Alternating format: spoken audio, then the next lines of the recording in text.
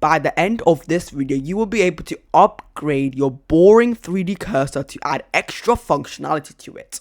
So as you can see, the only thing that the 3D cursor does is to, wherever the 3D cursor is, for example over there, whenever you add an object, that is where that object will go. That is the only thing it can ever do. And you can get this pie menu, a specific pie menu. If you do Shift S, you get a pie menu for the cursor to world origin. So I'm going to tell you that there's an add-on that adds extra functionality to your 3D cursor.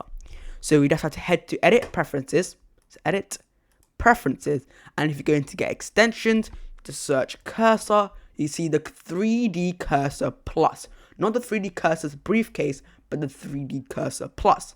Just install that right there. And once you've installed it, you'll notice that in your view, so you go over here to view, you'll notice that the 3D cursor plus add-on is over there.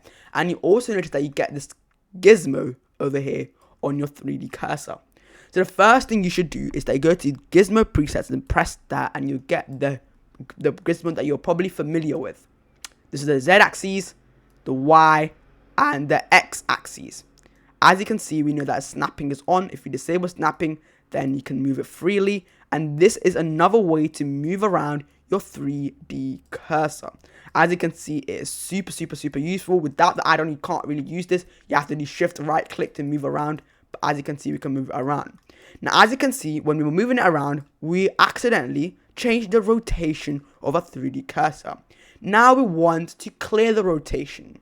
With the add-on, you can easily do that. Just press clear rotation, and the rotation can go 0, 0, and 0. Clear rotation, 0, 0, 0.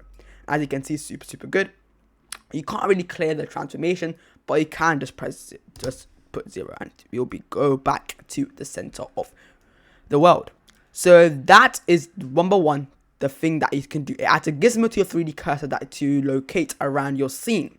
Now the next thing it can do is that you probably haven't even noticed, when you move your 3D cursor without the add-on, you can't undo that movement. But with the add-on, you can undo it. For example, I move it around a bunch of times. Now if I do Control Z, I can undo the movement of that specific 3D cursor. Otherwise, you can't do it without the add-on.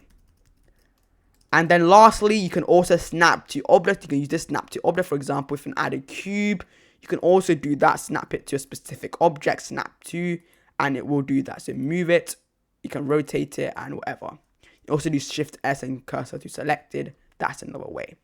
So that is the benefits for the 3D cursor plus. I really recommend this add-on.